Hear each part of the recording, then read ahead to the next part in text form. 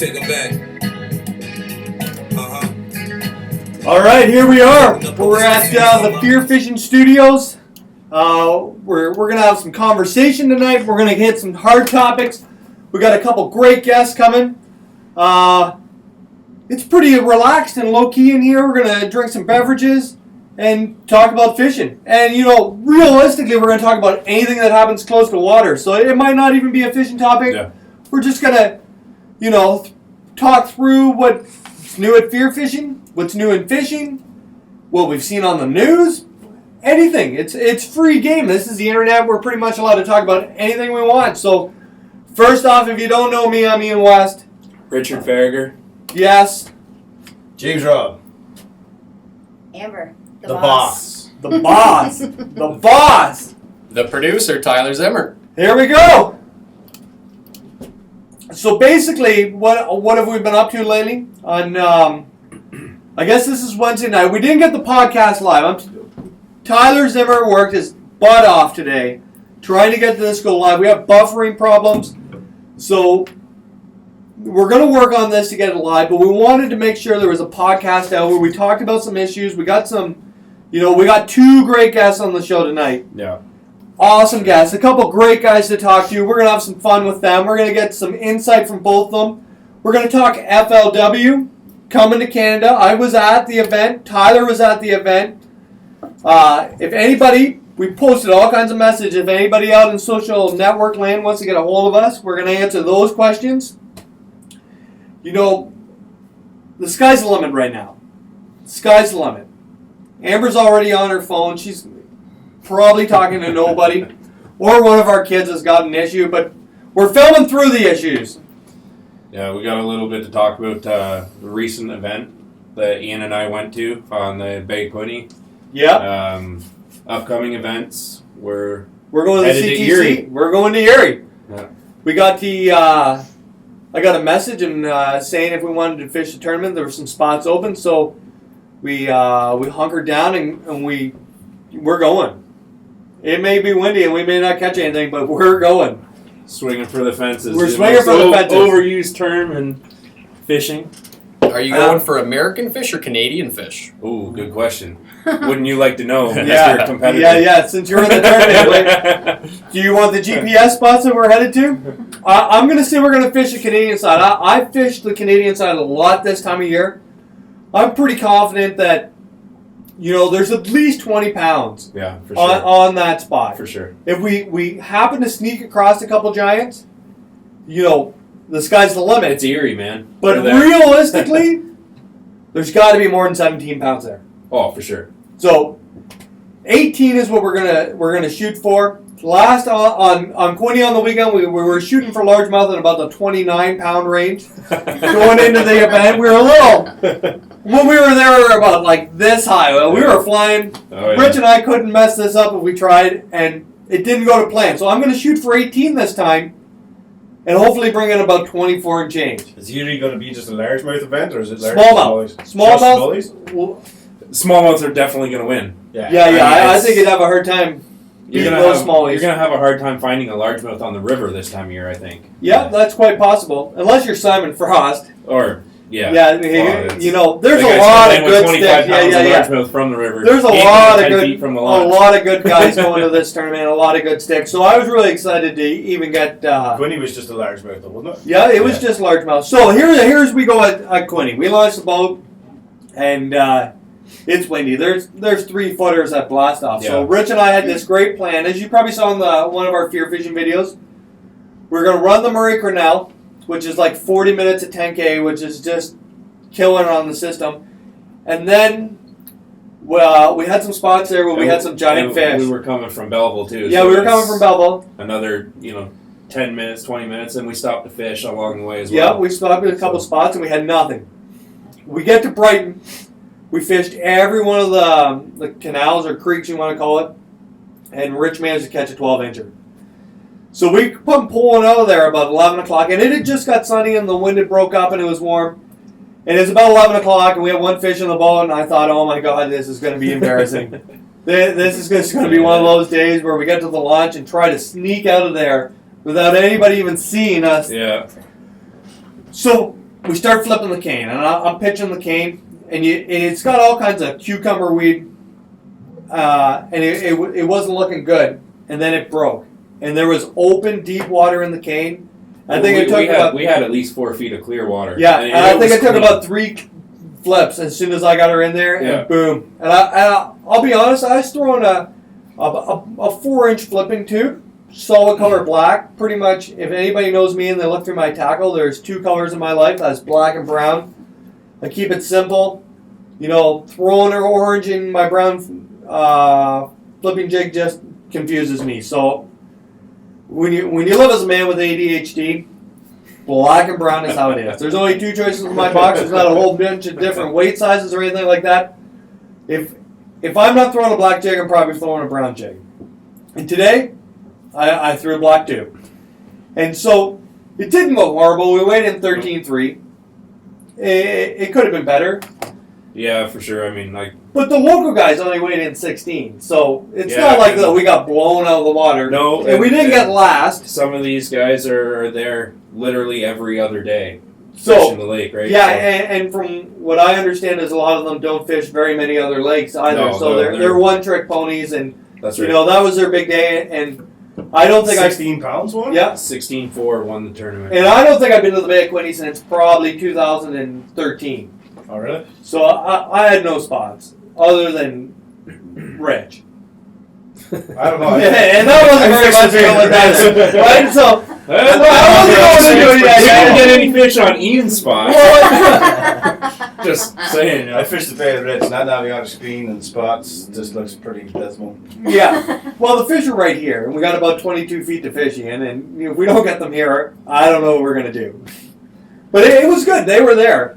And when Rich and I filmed the video, there was giants. That Queen's University tagfish, that was a whale of a fish. That was a good fish. That was a good one, estimated at over 10 years old. I think they said. Yeah, that was the really interesting thing, that like a 5-pound fish in the Bay of Quinte that had been caught in Brighton, weighed in the Belleville, released in Belleville, swam all the way back through the Murray Canal to Brighton, and it was estimated that fish was 10 years old.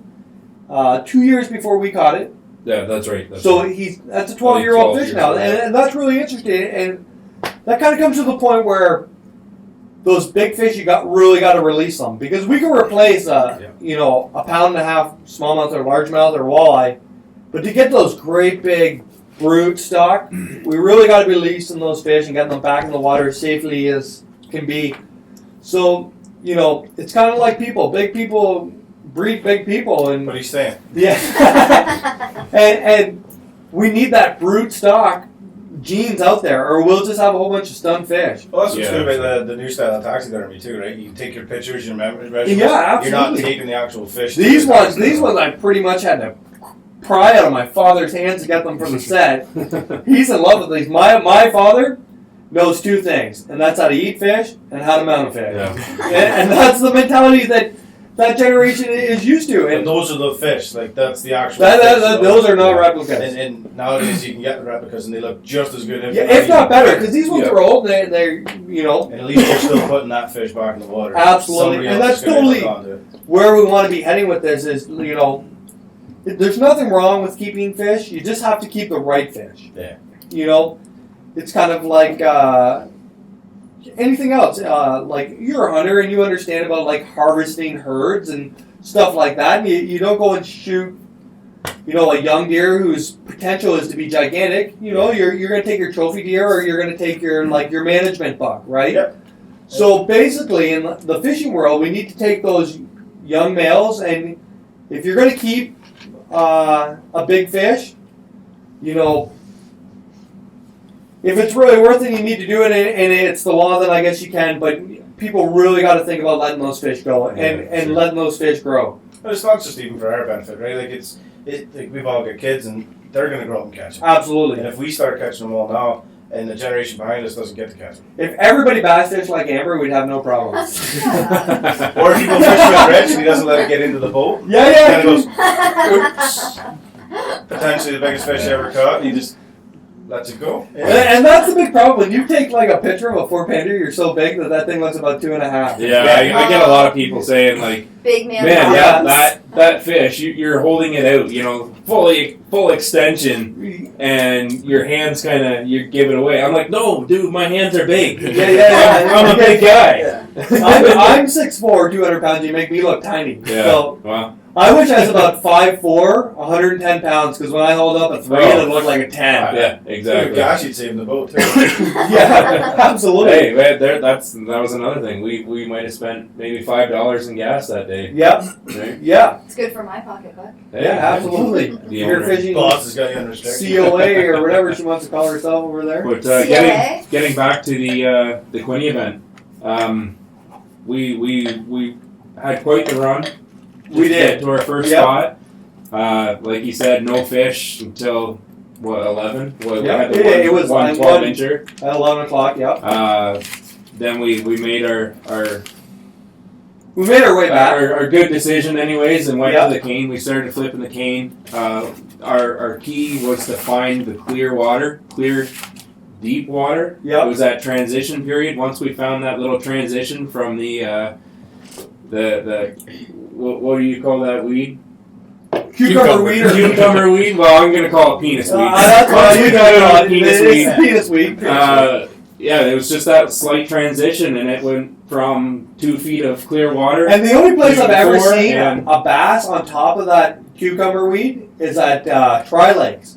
And it's surrounded by milfoil, and then there'll be a patch of cucumber weed, and they'll sit right directly on it. But anywhere else, I've never seen them even close to this stuff. Yeah, there was no fish. There was no fish. There was no bait fish near the No. cucumber weed. But yeah, once we found that little sweet spot, I think we pulled out maybe 4 or 5 fish off the one spot and kind of came I'm back just checking to the social media. Oh, yeah, we for may sure. have a comment or a question. We did find a couple of tanks though. How was I the, lost one. That's Lost a good one. a given. We were definitely at that 17, 18 pound range of fish, but unfortunately we did weigh in 2 dinks, and that's fishing, right? Here's Jonathan Daughtry. Here's a good question. I've fished everything I can think of, and still no bites on my lake. Right now, it's chocolate milk looking. What do you suggest to use? Because I'm out of options. Go to a different lake. Well, that'd be step one, but don't be afraid to move. Like we all have our favorite spots, but A lot of times these guys, a lot of people out there, including myself, before I got a bass boat, you're limited to where you live. absolutely. So And maybe that's all he's got. so the if we're talking bass, he didn't specify what species he's fishing for, but if it's bass or walleye or pike or muskie you're looking for, you want to make a lot of noise. Yeah. You want for to sure. really, I think even in more than color, I think rattles. Let them know Yeah, you're there. and That they sound can vibration find, for sure. they can find that bait. Yeah. Like in water, you think they couldn't see a fish? They can hear a rattle trap flying through it, no problem. Like they gotta eat. If it's chocolate milk or if it's clear, they gotta eat. Yeah. Oh, that's look right. at dragging something over the top of the lily pads. Absolutely. They Even in just the wind. see a flash of it and they'll come right up and grab it. In the wind, I fished Classic on Rice Lake 2 years ago, I think it was, and Spiro had a 20-pound bag. Who's our first guest on the show tonight?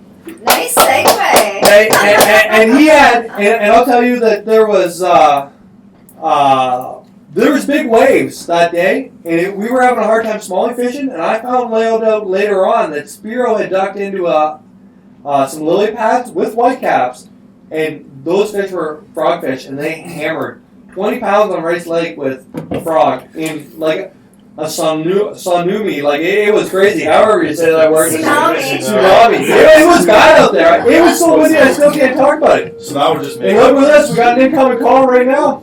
You guys ready? Yep. Let's bring him to the show. Hey, Hey! How's it going, my man? We were. don't I look like Mercer kind of? Yeah, you're. We're recording right now. We were just talking about how we had a question from Facebook about chocolate water, and we were talking about how much vibration and noise it make. And I was telling these guys about on your day one classic at Rice and all that wind, you caught that big bag of fish on frogs. Yeah, nobody believed me. No, but like they can hear a bait coming. Like if you can make a appeal to the noise factor, they can find a bait, right? Yeah, oh for sure. I mean, even this year at the Top Bass Classic, you know how it was rainy and windy and crappy, and you know I couldn't catch a fish on a jerkbait. My life depended on it. So I just pulled out a popper and started throwing the popper in the waves, and I was catching them. But the only problem was they were only bouncing up. Yeah, and that was a tough event. That's probably the toughest event I've ever fished. That pouring rain, that was really the first cold snap we had all year. Like before that, like it was only 3 days before that it was 30 degrees out, right?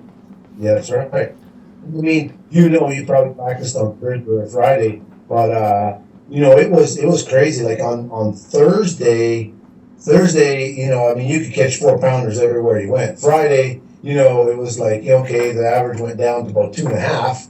And then I thought, okay, well, 2.5 per day, you know, it's not so bad. You get a kicker fish, you'll be okay. But, oh boy, did it change on Saturday. And we pre-fished Friday, and we saw enough big fish to win the Classic. And when we went back Saturday, they were nowhere to be found. And one of the smallest spots we found was about 3 feet of water. And in those big waves, all we caught was walleye on jerkbaits. We pounded the walleye. I bet you we had 25 pounds of walleye by 8 a.m. Oh my God. They were good ones. One of the things with Boston, I mean, I fished there since I was like 12. And one of the things there, I don't think the fish really go anywhere. They just shut off and they just don't bite. The other thing about that lake, too, is it all looks really good. Mm-hmm. It's one of those lakes, it's not like tri-lakes where you got to find a spot. Balsam looks like you put the trolling motor down and catch fish. That's right. Yeah, I agree. So, we both fished the FLW tournament this year. It didn't exactly go how either of us wanted, but, you know, what was your experience like? Well, I'll tell you, in Cody, I had originally, I wanted to do it, but then it just conflicted with some stuff that I had going on.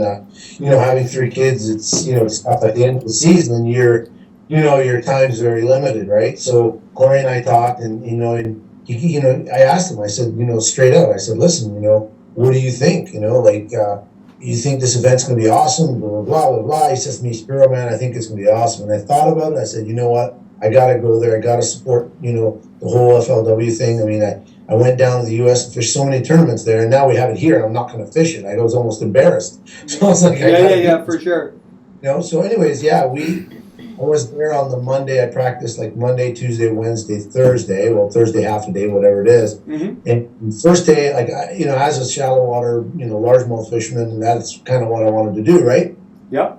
So went searching. There's so much stuff that looked amazing. I was like, oh, there's going to be a fish here. There's going to be a fish here. And I couldn't find a damn fish. And I was like,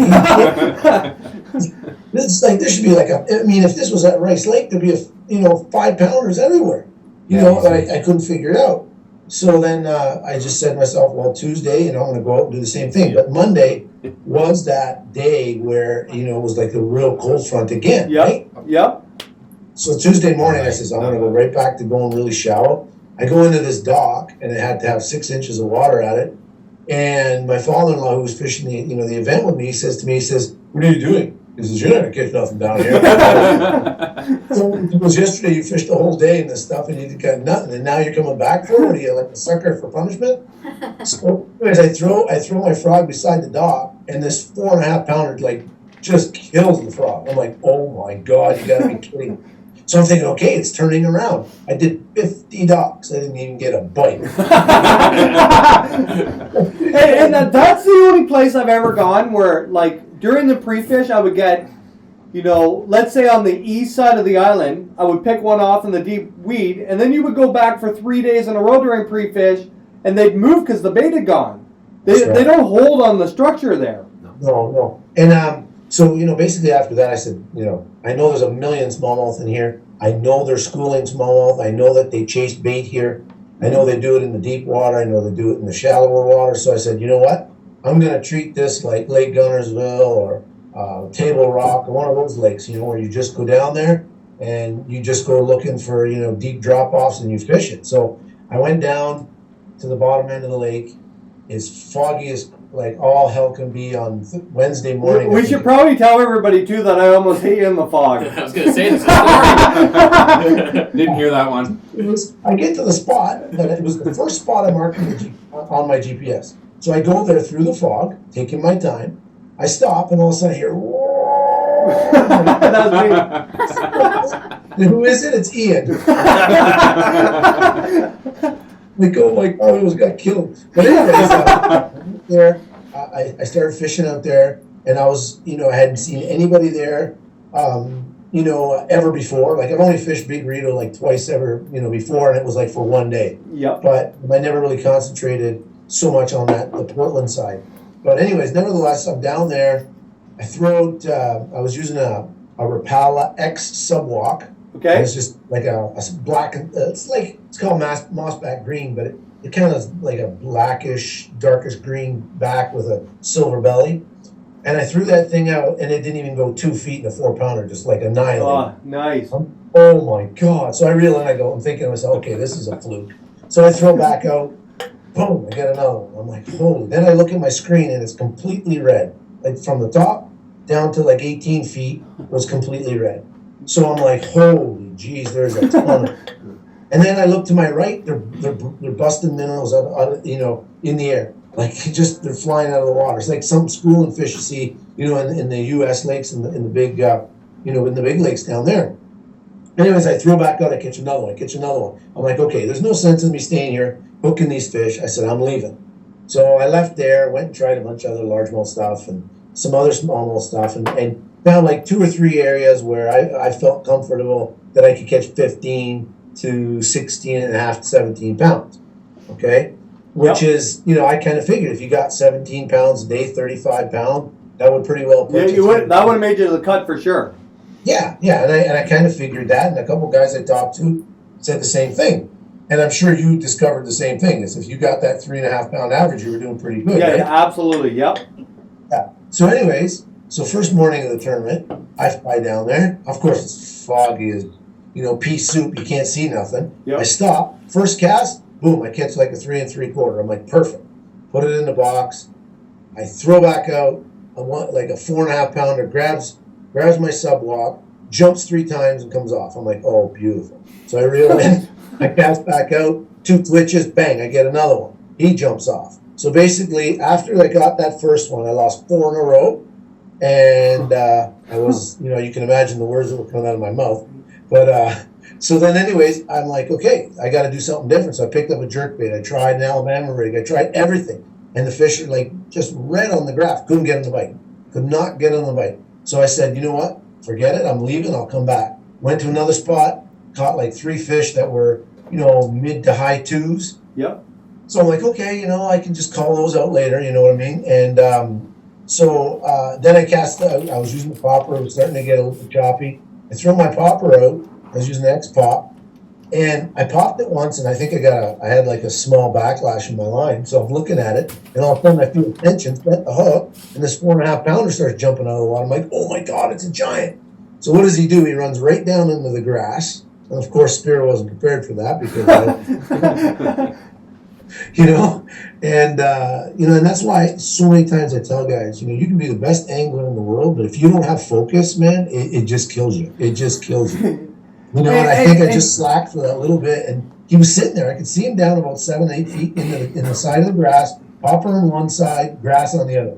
So I had 2 choices. One, I pull really hard and lose him. I hope he swims out. So I chose for the pull hard and hope he comes with it.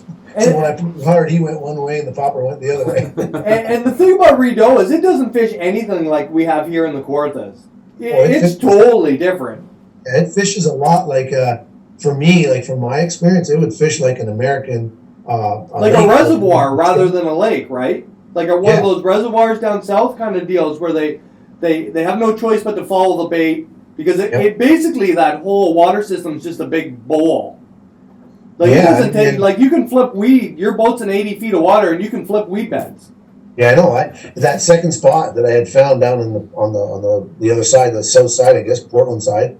When I was catching them on the poppers, my boat was in 91 feet of water, and I was Yeah. casting to 12.5 feet on a hump. And I was blitzing. And when you move back out to 90, like it was so funny because you'd see your graph would be like you could see the slope, and the slope was just like red with fish. And Yeah, and yeah, they're it was crazy.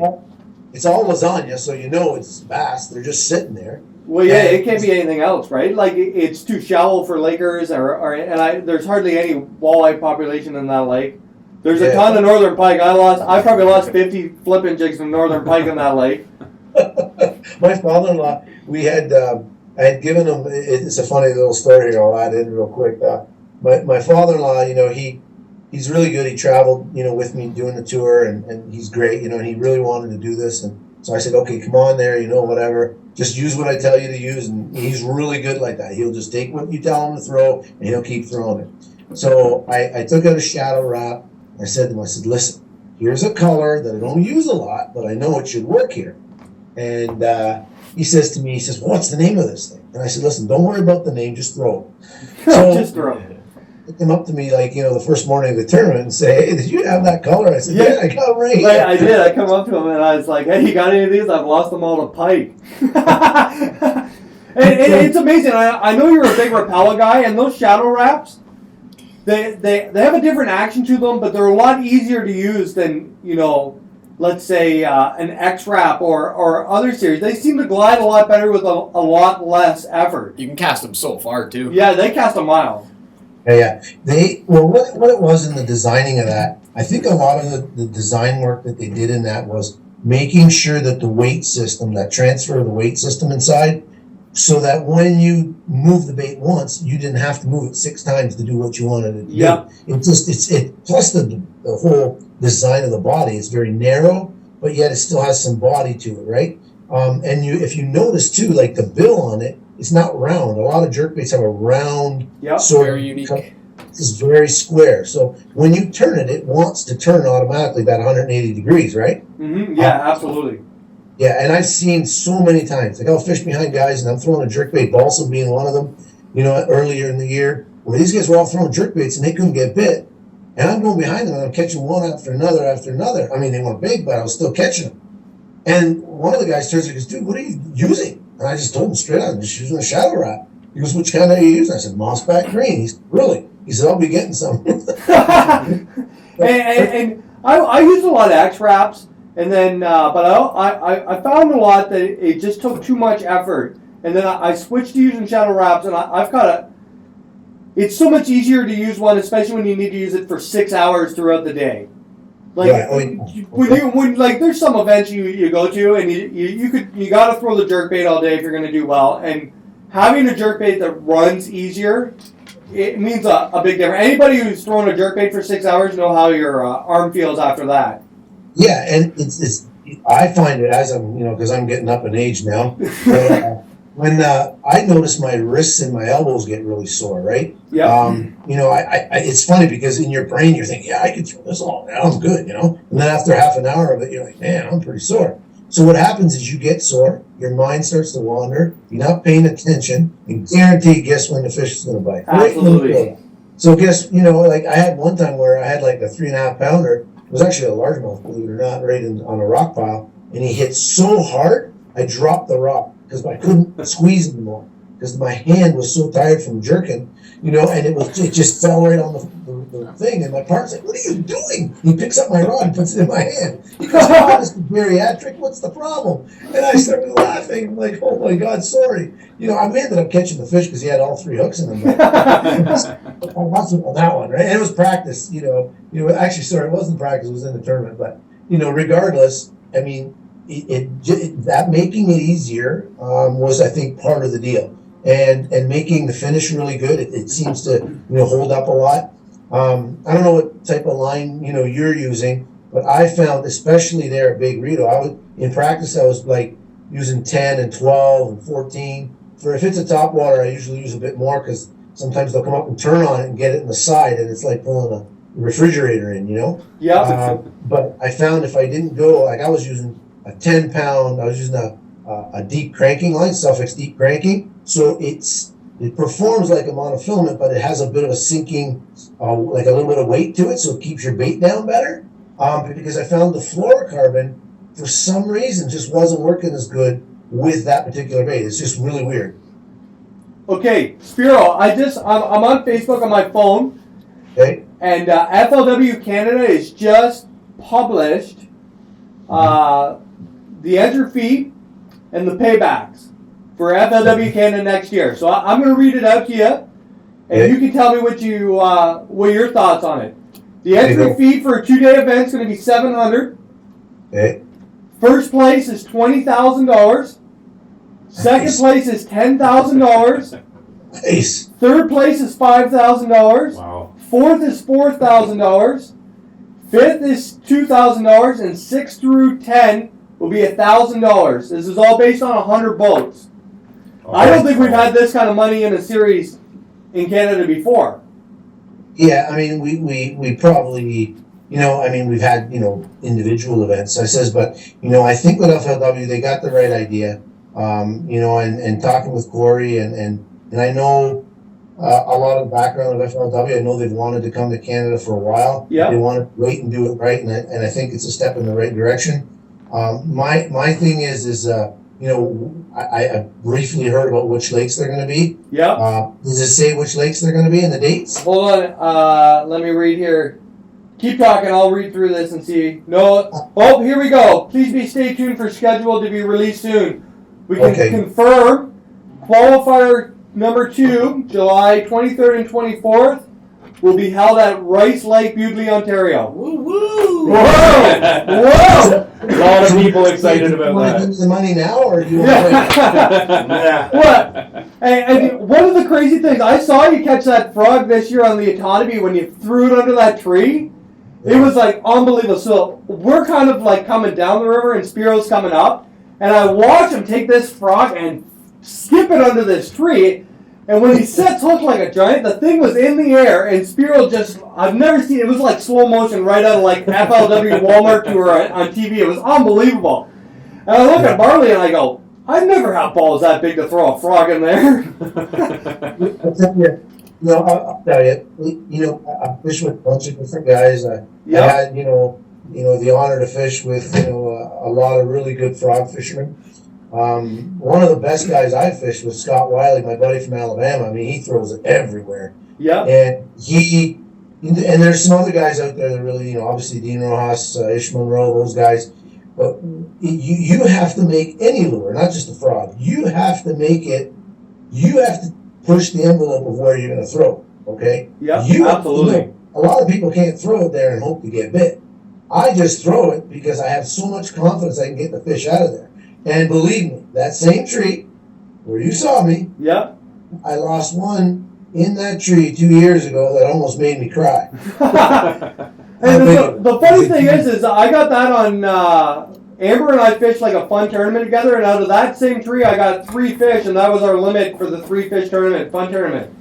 So it's amazing how like one tree will hold years and years of fish.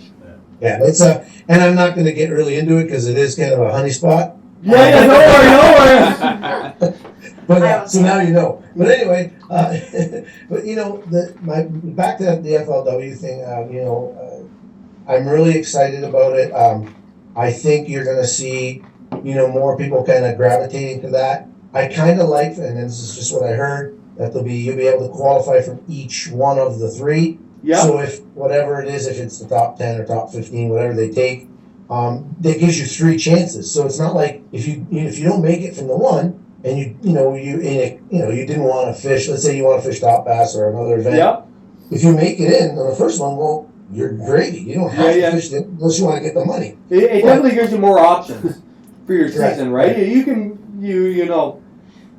I see what you're saying and it'll give you more options, and it gives guys, maybe who are going to do really good at Rice but not another event. It's not like a point system, right? No, it's just a top 10 and that's how it is. Yeah. Or top 15, whatever.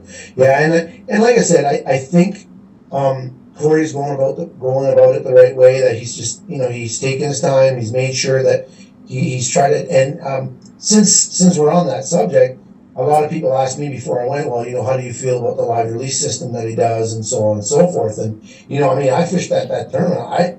I know for 2 days that there was I didn't personally see any fish floating. I didn't see No. any problems. It was smooth. They took really good care of the They were fish. very alive when they came to weigh in.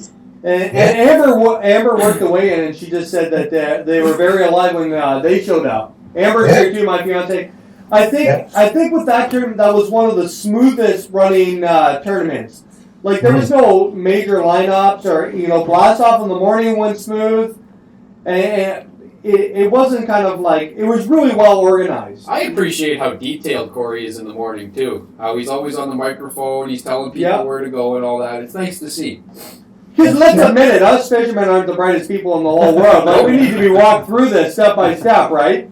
Yeah. Well, especially if we're not fishing with our wives. Yeah. 'Cause I know when I was fishing Sugog with Kelly, she's like, did you do this? Did you do that? Yeah. She goes, see, you got to pick up on those details. I'm like, yeah, I'm getting old. This is what happens. But anyways, I mean, yeah, I'm excited about it. This year obviously I didn't fish because we had a baby girl and we Yeah. were. Congratulations on that. Thank you. And so I don't know what I'm going to do if I'm going to go down to the U.S. this year. I know we have a trip to Disney planned for April for the family. So the way I see what the lakes are. Obviously, I'm interested in Rice Lake. You might as well count me in on that one. Yep. I'll go there and do my best. Obviously, this year I think we finished 5th or 6th the first day or something like that, and then the second day not as good. But I think more and more people are catching on to that river pattern. Yeah. We did figure out some stuff the second day on the lake, which was good, and I'm kind of really excited to go back next year early to see if that's going to continue. Yep. But depending where the other lakes are, if they're in southern Ontario or wherever they are, I mean, as long as you put the time in, it's good. And I definitely think that I'll be definitely doing 1, 2, or maybe even all 3 of them. Well, that's great to hear. I'm going to plan on doing all 3 events. I really had a good time, and it's kind of bringing like the professional platform back to Ontario with the 2-day event instead of just single-day events, right? Because look at, like, just as an example. I mean, the first day I had 1471 or something, which was not really bad, but it wasn't really good either. If all you had to do is get 16 and a half, almost 17 pounds, which is not hard to do on a lake like that. Yep. And you're right back in the game again. Absolutely. And so you have to. It really does help. I've always liked the 2-day schedule. But I understand, in a lot of cases, a lot of guys can't take 2 days. Absolutely. And it works out good for everybody. So, again, it's good we're getting a mix of tournaments now. It's not just going to be one thing. There's going to be a mix of, different formats for everybody to fish.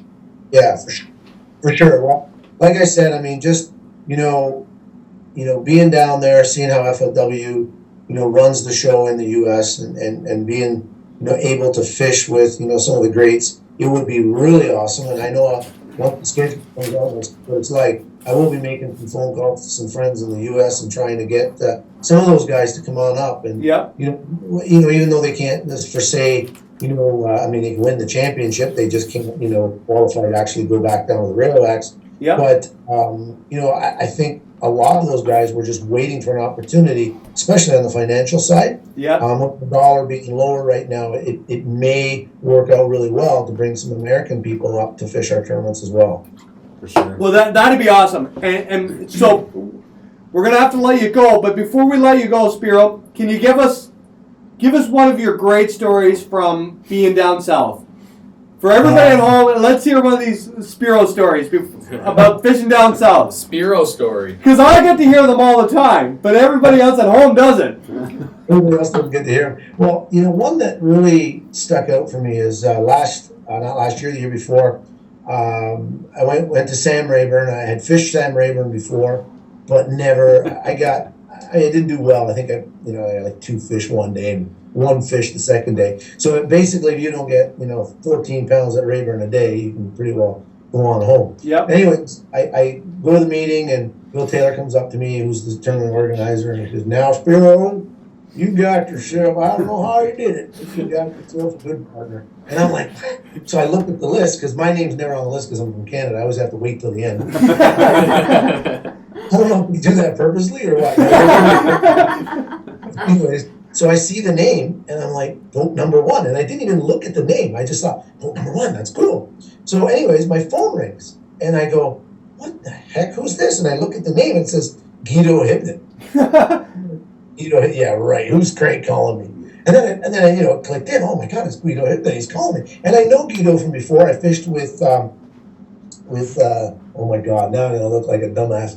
I fished with Dion Hibden before, and so, we hit it off great. So I knew Guido. Anyways, he says to me, I says, well, what do I need to bring? I was so excited. I says, what do I need to bring this night? He said, now listen, boy, you just bring your fishing pole. Talk about it in the morning. Okay, so there goes my eye, right? So we get there, we get out there, and we're fishing, and I had practiced, right? So I practiced, for all the events with, I would think it was either with Casey Martin or with Scott Wiley. Yep. And so I kind of knew what baits were going to be going, and it was basically a Senko deal. So I'm like, okay, no big deal. I'll just take my Senkos and, a couple frogs and a couple rattle traps, and away we go. Yep. So long story short, we get out there. My first pitch, I throw out, I cast to the bank, and being respected, I didn't want, get Guido mad at me for and catch one about a 2-pounder. I put him in the box, and then I look to my left, and I see this little ripple, and Guido's sitting down on the seat. Yeah. He's looking straight ahead, and I swear he didn't look at me. He didn't look near that fish. He didn't look nuts. I thought, here's my opportunity. He turns slightly to the right, so he's like away from where that fish boils, and I cast it back in there, hits the water, boom, I catch like a close to 3-pounder.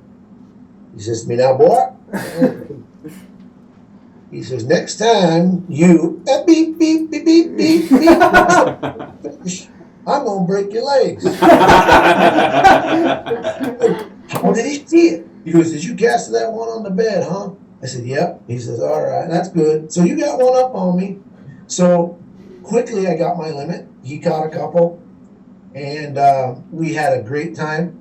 And then I was throwing my frog around, and I had about 11 and a half to 12 pounds, 13 pounds, something like that. Yeah. And I wanted to throw the frog so bad because it looked so good. I'm like, I gotta throw a frog, even though I had got like 0 fish on a frog in practice. So I start tying it on, and he turns around and he goes, you gonna throw that frog, son? And I said, yep. He says, you see that little pocket way in the back there? Why don't you throw that frog up on there and catch yourself a big old 10-pounder? Okay. Like, I didn't cast over his head. It was respectful. Yeah. And I said to him, I said, well, why don't you cast there? I ain't throwing one of them dumb things. So up there, it hits the water, dude, the biggest splash ever. My heart almost ripped right out of my chest. I'm like, oh my God. I said, well, bring it in, and it was a whole 12 and a half inches long. Think there, or did you just tell me to cast there because you were trying to get me? He's now, son, I know everything. Just leave me alone. Well, that's great, man. That's a great story. I want to thank you very much for being on the show. We'd love to have you again. You're a great guy to talk to. And it's Spiro on tour on your Facebook pages? Yeah, on tour. Well, I have our fan, Spiro Agouros. We have our page, which is, I think, full now. Okay. But you can go to our on tour fishing with Spiro Agouros. That's our fan page. You can like us there. And what we'll do is we'll make sure this video gets up there so everybody can see who didn't get to see it. Okay, awesome. Thank you very much for doing this, and we'll talk to you soon, my man. All right, take it easy. All right, thank you very much. Later. Later, dude. Bye. One of the best guys in Ontario fishing right now. Spiro is an amazing guy to talk to. If you're ever at any of the weigh-ins and Spiro's around, Spiro would be more than happy to talk to you.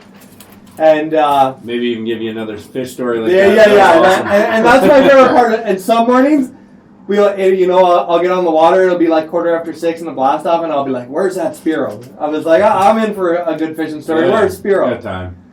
So I think what we're going to do now is we're going to have a quick break and regroup, and then we'll be back. Woo! That was awesome. That was very